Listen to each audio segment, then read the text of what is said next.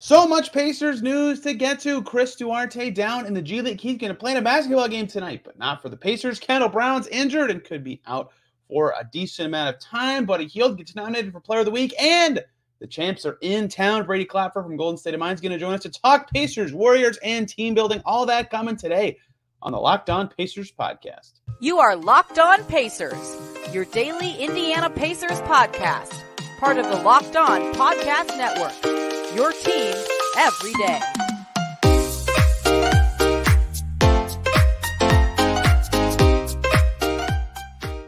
Welcome in to another edition of the Locked On Pacers podcast, where we, of course, talk about the Indiana Pacers. As always, my name's Tony East. I cover the team for Forbes and SI, and today, lots and lots to dive into, especially on the news front. Chris Duarte playing in a game tonight, but not for the Pacers. We'll talk about that, what that means, his recovery timeline, and all that good stuff.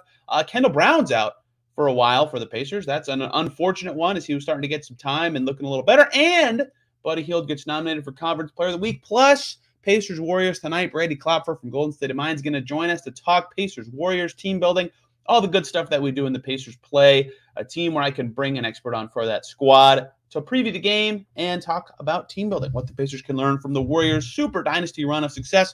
But we'll start with the newsy stuff, including Chris Duarte playing in a basketball game today for the Fort Wayne Mad Ants. He is with Fort Wayne. He was assigned on Monday. He practiced with the Mad Ants Monday. He came back up, sat on the Pacers bench Monday night, then got sent back to the Mad Ants on Tuesday, and then he's going to travel with them up to Wisconsin, play against the Wisconsin Herd, and the Mad Ants play Wisconsin twice. They play them on Wednesday and Friday, so he might play in both of those games, actually. So some game action coming for Chris Duarte this week as he approaches his return for the Pacers. So assuming he does play with the Herd on Friday as well, the Pacers play at home against the Knicks on Sunday, and then they have 2 days off, and then they go on the road for 3 games starting in Boston against the Celtics. So perhaps that Knicks game, that Celtics game, you could see Duarte back on the floor for the Pacers. Rick Carlisle said that he did well in his first practice and said that Duarte felt a lot better than he expected after that practice. So that's an encouraging sign for his return. I've talked a couple times about where the Pacers have missed him most, including a full show on it, but defense and rebounding kind of lead the way, with some scoring stuff obviously being a factor. He provides some spacing even when his shot's not falling. So the sooner he can return is, of course, the better, right? Isaiah Jackson used the G League for a rehab assignment last season. I think he played 2 games with Fort Wayne. One of them was in Gainbridge Fieldhouse. I asked him about it. From the guys of Chris going down there, he said it was very helpful. I feel like the G League is a place where guys can go get better. I feel like for Chris, it's going to be big for him. He'll be able to test his ankle, right? So that's, of course, helpful for Duarte, and good news for the Pacers to get one of their young guys that could be a part of their core back. Who knows where Duarte will be long-term, same with any player, but just to have him back and be able to evaluate how he fits with this team will be crucial. He only played in a couple games to open the season. So that's the latest on Duarte and his road to recovery. I'll probably be watching Herd versus Mad Ants while the Pacers play tonight, against Golden State. So be on the lookout for all that. I'll post any updates as they feel relevant. Pacers update number 2 on the injury front. One wing is about to return, and another drops down as Kendall Brown is going to miss some time for the Pacers. The Pacers put out a press release Monday. Dustin Doprak of the Indy Star reported it earlier in the day that Kendall Brown has a stress reaction in his right tibia. That's basically your lower leg. He's out indefinitely. Never likes to hear those words for a player, especially a rookie in their injury. They can't develop as fast. They have to recover, right? That's just bad news. Pacers said they'll reevaluate in 2 weeks. Not update in 2 weeks, reevaluate in 2 weeks. Kendall Brown on a 2-way deal this year. Wasn't playing a ton until the road trip that the Pacers just went on, had that really nice game in Golden State, right? I think he had 5 points, 3 rebounds, 2 assists, was huge for them off the bench in that win. Of course, they play Golden State tonight. He was averaging 1.5 points and 1 rebound per game this season. He's only played in 6 games, but I think his defense has kind of stood out in his minutes. His offense still has a ways to go. His athleticism has sort of carried his effectiveness at both the pro and G League level, but he did some okay stuff with the Pacers, right? And I'm sure they would like to explore his development and abilities at the pro level at some point this season. That is definitely on hold for a long time now as he has to recover from this stretch reaction in his tibia. Miles Turner had a stretch reaction last year. It was in his foot, totally different things. I don't know how the recovery timelines compare. I'm not a doctor, but that is the latest on Kendall Brown. He'll be out indefinitely. Sounds like he can't even play with the Mad Ants when that is the case. So we'll see when he's able to return, right? He felt good playing when he got his debut against Minnesota at home, played a bunch on the road trip, right? So he's played a little bit everywhere, traveled with the team quite a bit this year, but they will be without him for a while now. You have to imagine he'll spend most of his time rehabbing in Indy with the Pacers and things like that. And then in the G League, his stats have been really impressive, right? 11.3 points per game, shooting 44%, 35% from deep. I think that's important. If he can maintain an average shot at the pro level, which a lot of guys shoot better in the G League at first than in the NBA. But either way, that would be huge for him. 6.5 rebounds per game and almost 2 steals per game, right? So he's doing some okay stuff down there. Not really a shot creator, hence the scoring total maybe not being as high as some might expect. But I think that's right in line with his skill set. He's playing pretty well for Tom Hankins and the G League club. We'll see what his timeline is, though, and updates will, of course, be here on Locked On Pacers as necessary. Team update number 3 about Aaron Nesmith, a very short one, not on the injury report, right? He had that shoulder, I don't even know what to call it, kerfuffle with Bam Adebayo in the Heat game and in that jump ball. And, had Kendall Brown gone down and Duarte been out and Nesmith been out, the Pacers would have had basically no wings. It would have been Nembhard and maybe Terry Taylor and O'Shea Brissett fill out the forward rotation. Nesmith's not even on the injury report. Carlisle said he could have returned on Monday after that happened, so he should be good to go. So that's good news for the Pacers that they will have a starting forward potentially. If he stays in the starting 5, we'll see what happens Wednesday night with Jalen Smith and the rotation that Carlisle decides to trot out, but nothing in the injury front for Aaron Nesmith. Final Pacers news thing before we talk Warriors. Player of the Week nominee for Buddy Hield, and I only bring this up because he was really good last week, right? He had that struggles on the road trip for sure. 10 points against the Clippers. He was 3 for 14, then 5 for 13 against the Lakers, and 6 for 13. That's okay. Against the Kings, 2 for 8 against Utah. His worst game of the season by a mile, -18, right? He was really struggling for a lot of that road trip. So to see him recover and last week be really good, right, in Golden State, in Minnesota, and especially at home against Washington, right? They go 2-2 against some tough opponents, and he averages 22 points, 4.5 rebounds, and 3 assists per game on 52, 45, 75 splits. Really good week for Buddy Hield. They needed it. They had guys in and out of the lineup. He was one of their stable forces. He's never hurt, which is a big factor for him, even plus minus with him on the floor against tough opponents. Again, he was solid in these games. Pacers needed him to be. And a well-earned Player of the Week nominee, the only Pacer nominated this past week. Again, other guys were in and out of the lineup. And, of course, he had that season-high 28. And after that, Rick Carlisle said that Buddy Hield is an underrated player. And I think at times he gets underrated. I think he has some holes in his game, obviously. But he's been very good for the Pacers since being traded here. Much better than he was with the Kings. It's totally, redone my evaluation of him as a player because of how he plays with the Pacers. And I think Carlisle's comments on him were noteworthy. And his play, of course, being in consideration for an award makes that noteworthy as well.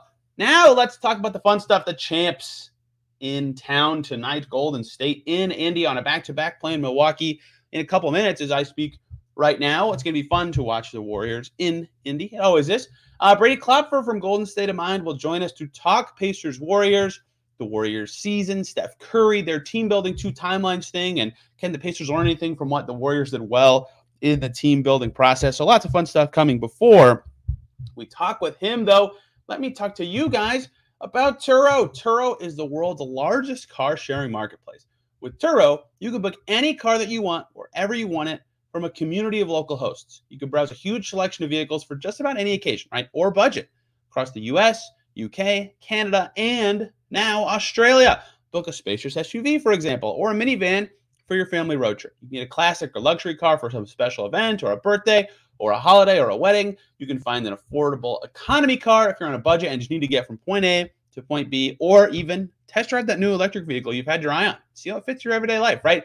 Many Turo hosts can even deliver the car right to you. Nice and easy. Every trip is backed by liability insurance. Terms, conditions, and exclusions apply. Forget boring rental cars. Find your drive at Turo.com.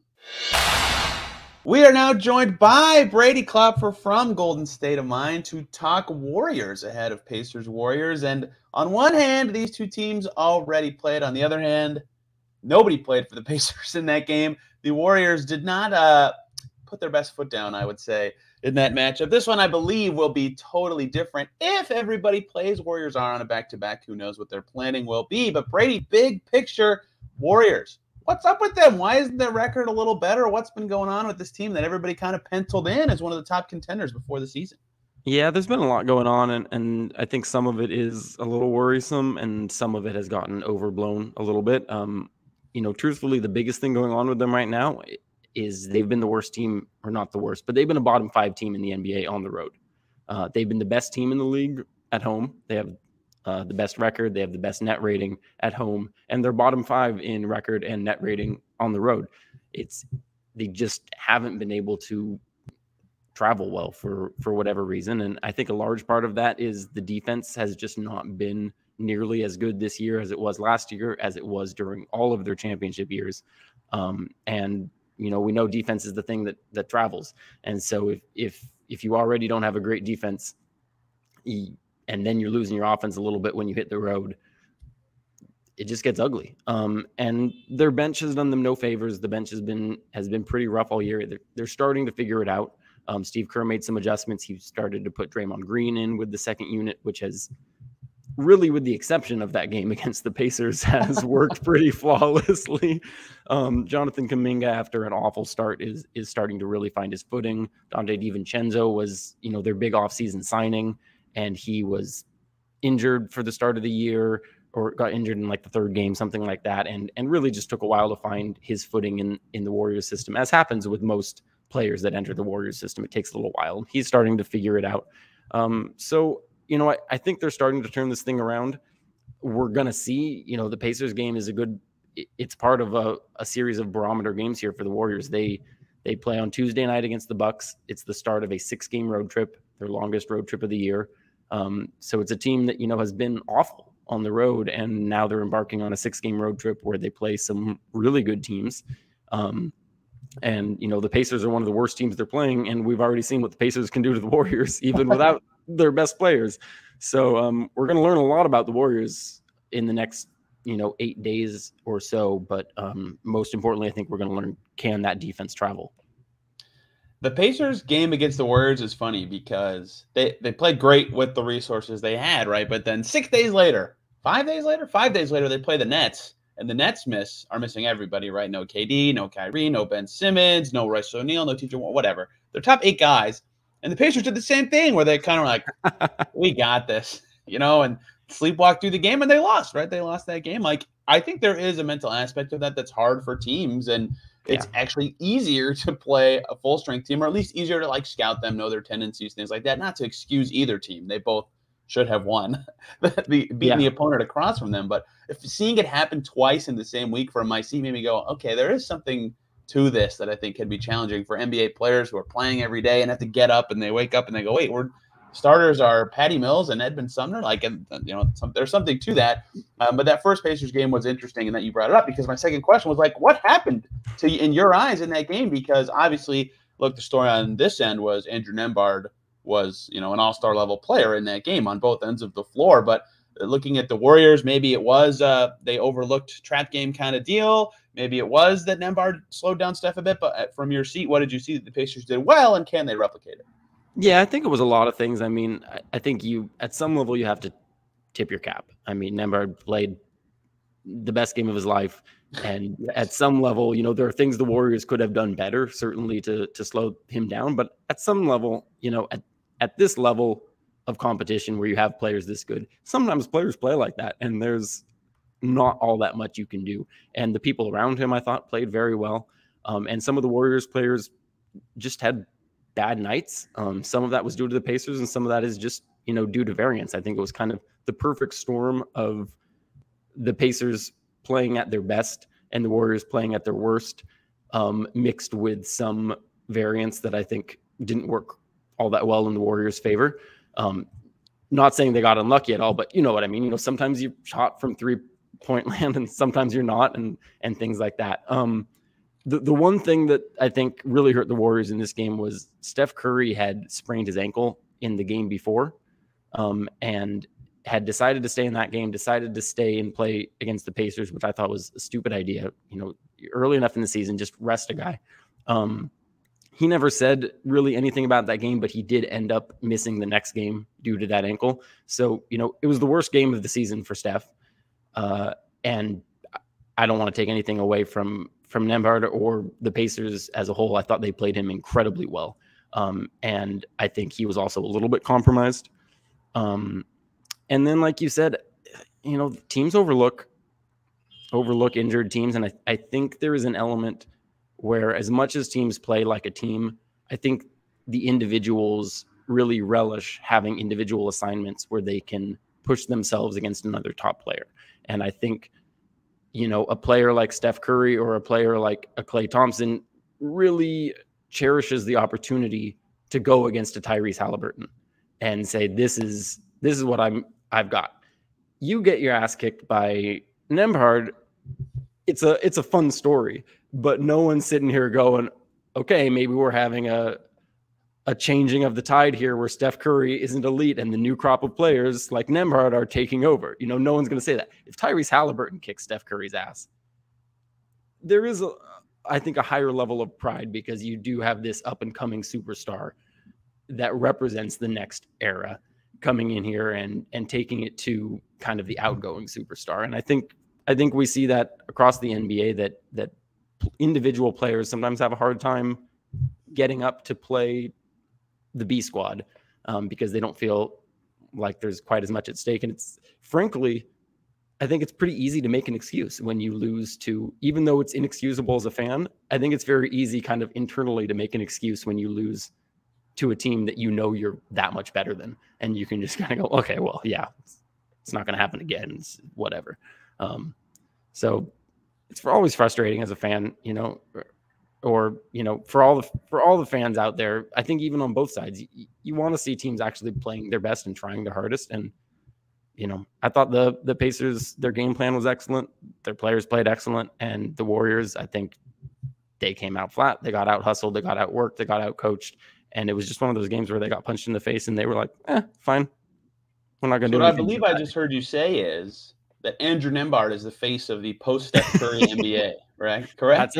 That's it. Whenever that ends up happening to be. Yeah, I think a lot of that played into it. I had no idea about the Steph thing, but what I actually remember that game because the specific thing I'm about to say about that game is that, a big thing for Steph is like, it's notoriously hard to chase him around off the ball, right? Like, obviously his shooting is amazing, but that's one of the things he does so well is he just sprints like a maniac for all 35 minutes he's in the game. And I actually was thinking about this while we were talking to Andrew Nembhard at practice earlier today, because he was asked about guarding Steph, and I thought, I don't remember him chasing him as much as like I feel like Steph usually makes guys chase him. So maybe he was less mobile in that game. Again, not to excuse anything. The Warriors were still more talented, but that is, I actually was thinking about that at the time when the question was asked to Andrew Nembhard. We'll see if he can do that again, which will be key. But on the other side of the Warriors, they started real bad, worse than they are now. They're closer to 500. I think they're 6th in the West, 7th now. I don't know exactly where they stand. I should have looked that up before I asked this question. Either way, I loaded the first question, why aren't they better? But they have been better recently. From my seat, it's that Poole and Klay Thompson have been better. But also, you mentioned the rotation earlier. But where do you feel like they have improved to being at like, oh, crap, we have to play the Warriors tonight levels again? Yeah, I think you hit it on the head. I think it starts with Jordan Poole and Klay Thompson. I think the issues I talked about earlier with the defense and the bench, those were more concerning earlier on because they weren't things that were clearly going to even out over time.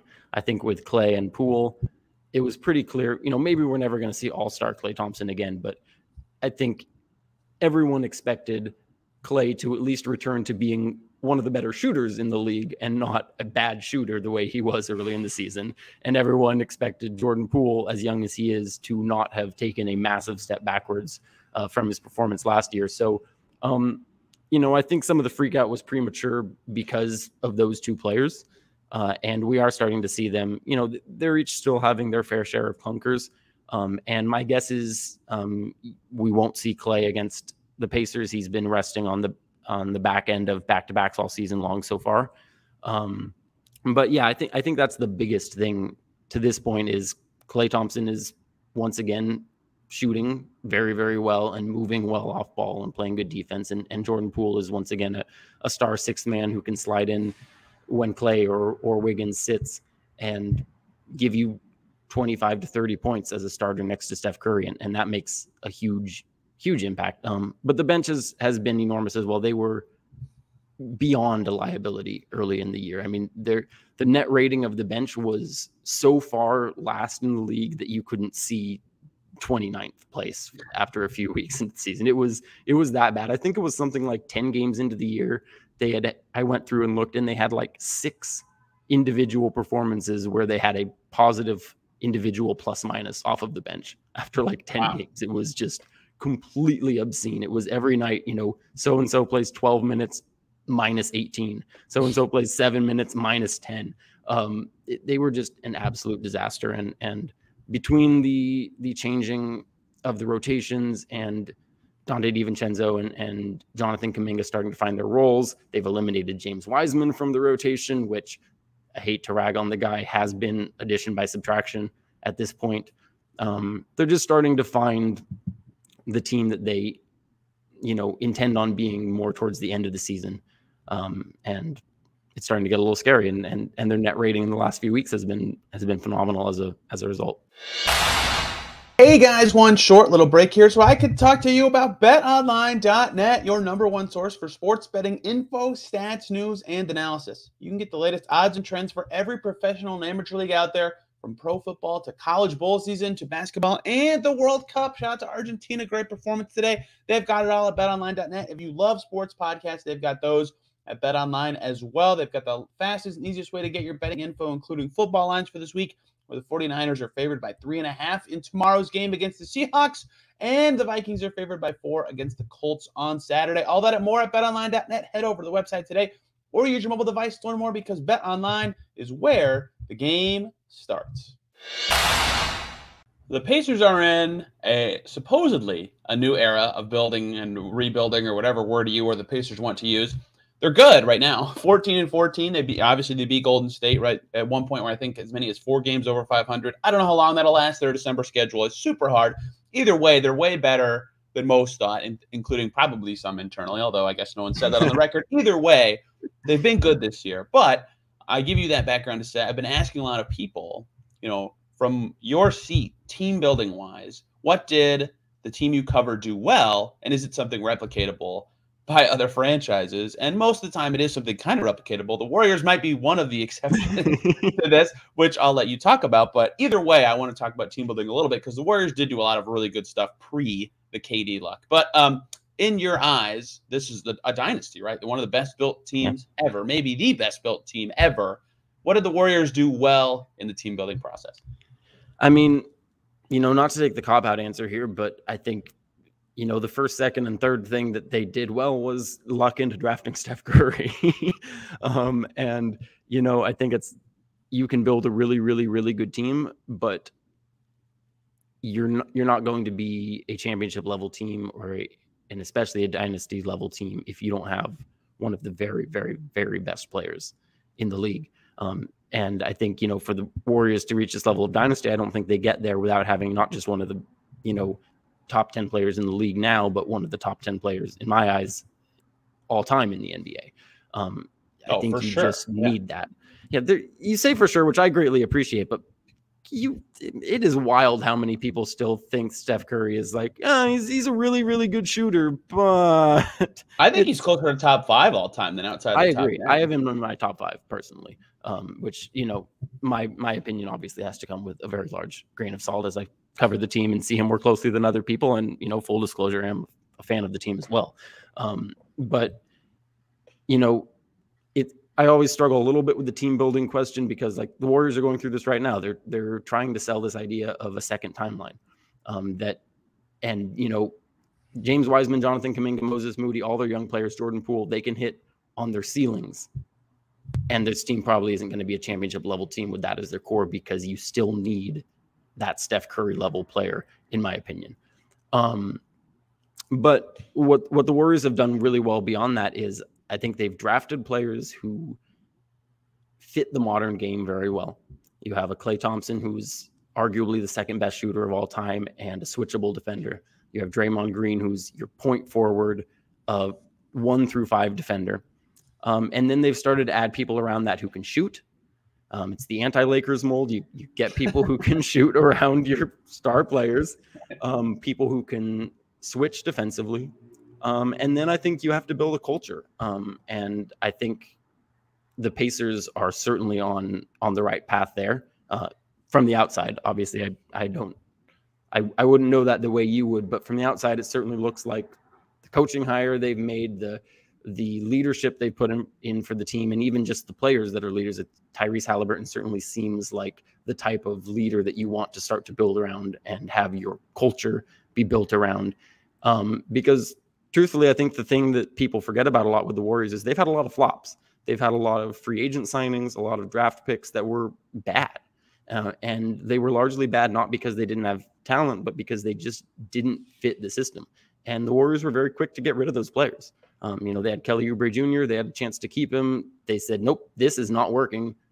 Whatever, we're gonna move on. Same thing with D'Angelo Russell. They've had talented players who have had success elsewhere, and it just didn't work. And they were very quick to move on. They identified what works with their system, and most importantly, what works around their star player. And they've drafted and signed and developed people based on that, and kicked everything out that doesn't work. But truthfully, again, the cop-out answer is I think you need a lot of luck. I think you just need to luck your way into drafting or acquiring that star player. And maybe Halliburton turns into that player. I think that trade was, one of the best trades that we've seen in recent NBA history, especially with the benefit of hindsight. I think that was an absolutely phenomenal trade. And Halliburton's young enough that, maybe he isn't just an all-star level star point guard. Maybe he is a guy who in a year or two is an MVP candidate who can be the best player on a championship team. And then you draft and develop players that I think just fit the system that you build around that player. Yeah, the Warriors, funnily enough, do the two things to their big team. But one, they draft incredibly well with their lottery picks with Clay and Steph. They nailed a second rounder with Draymond. Even Looney, they drafted Looney, core player, right? The Kevin Durant element is not ever repeatable. I don't think the NBA will ever allow that situation to happen again, and that now has them Wiggins, by chain of trades. But the other thing the Warriors do that basically no one besides the Clippers and Nets do is they spend money on their basketball team. What a novel concept. And that can be hard to repeat, not because of any restriction, but just because owners aren't willing to do that, right? And that's something the Warriors have been excellent about from, if you root for the team, you have to love your ownership in San Fran because they pump money into that roster, and that's allowed them to have better players when injuries happen or when they need to bridge from one era to the next. And then when their core is ready for another title run, oh, look, we have all these other good players like Andrew Wiggins and Kevon Looney still on our team, and our bench is good. That's a big part of it. The final question I have for you on team building, you mentioned it, which is good because I have it in my notes, the two timelines thing, right? This is something I'm thinking about a lot with the Pacers, who are ahead of schedule and better. The Celtics kind of pulled it off because Tatum and Brown were really good kind of right away. And not right away in Brown's case, but either way, they got away with it. But most of these teams that try to tiptoe the line, the end of Chris Bosh in Miami, they were trying to do it. And the Warriors are doing it now. A lot of teams tried to do this. It sounds awesome, right? We're going to develop our young guys and try to win at the same time. And to me, it doesn't work very well. And I want your take on it because I think the Pacers have to commit to a timeline this year. And I think they will. To talk about it because you said something earlier that was very key to the Warriors' success this year. They yanked their second overall pick from the rotation, right? You have to pick most of the time, barring a home run draft pick who can contribute right away, you have to pick a timeline. And I want to hear what you have to think about the two timelines narrative around Golden State. Yeah, I've been very critical of them, and it's kind of funny because their owner, Joe Lacob, has mentioned a few times that he wants to replicate the Spurs model of being able to contend for, 20 straight years or whatever. And my response every single time to that is, okay, where's Kawhi Leonard? You can have your first timeline with your Tony Parker and Manu Ginobili and Tim Duncan, which for the Warriors is Steph Curry and Klay Thompson and Draymond Green. And the only way you're going to keep it going is if you draft another player of that caliber, like Kawhi Leonard. And you can have that as your plan, sure, but we all know it's not very realistic, even if you have the number 2 pick, like the Warriors did, to be able to just go out and get that kind of a player. And if you don't have that top pick, like the Spurs didn't when they got Kawhi, it's that much harder. So I'm very critical and dubious of any team trying to have two timelines. I think the teams that do, the rare chances or the rare times where it happens successfully, I think is much more due to luck than due to strategic planning. Agreed. And I think at some point, you just have to commit to one. And you have to commit to the one that gives you the best chance at winning a championship. For the Warriors, that is very clearly right now. And I think that if there are opportunities on the table for them to sacrifice some of the second timeline to increase the chances of winning a championship this year or in the next 2 or 3 years, I think they need to do that because this is the timeline that offers a championship.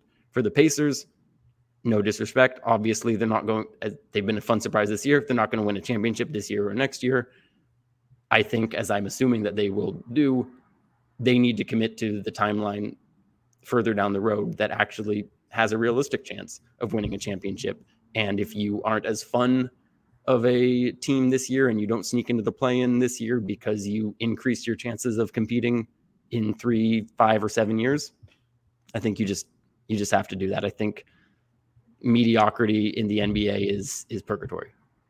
I agree. I think the Pacers agree based on how they talked about their changed front office philosophies this offseason, but the Warriors are a shining case study in it right now. And I forget who said this, some other Warriors coverage person, but their quote was, the Warriors don't have two timelines. They have one timeline, and their timeline is Steph Curry, right? Like that's is the timeline for Golden State. You have to make it work around that. You can keep some young dudes if they're helpful, but like that's your timeline. You got to do it. And I think for the Pacers, Mathurin and Halliburton are close enough in age. That's their timeline to me. Yeah. But again, maybe they feel differently about it, but that's how I think. Brady, thank you very much for the time. We're a minute and a half over what I asked of you, so thank you very much for that. Where can people follow you, your work covering so many California teams, and of course, my favorite Twitter bit right now, the no stat leaders in the NBA. Yes, you can follow me at Brady Klopfer NBA on Twitter. Every Monday is when I drop the no stats leaders, where I have the pleasure of making fun of every player in the NBA who leads a major statistical category with a big fat donut next to it.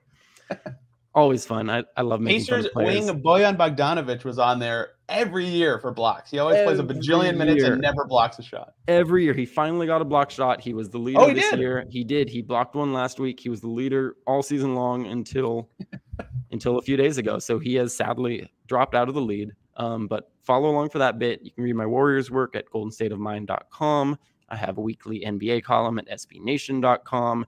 And if for some reason you happen to be a Pacers fan who also loves the San Francisco Giants, check me out at McCoveyChronicles.com, where you can watch me lament about a very pathetic offseason. Oh, dear. I'll leave that to the baseball sadists. But thank you all for listening so much today. We'll be back tomorrow talking about whatever happened in this Pacers-Warriors game. Should be lots of fun when the champs are in town and when 1,000 people watch Steph Curry warm up. We'll be breaking it all down here on Locked On Pacers. Till then, everybody, have a great day.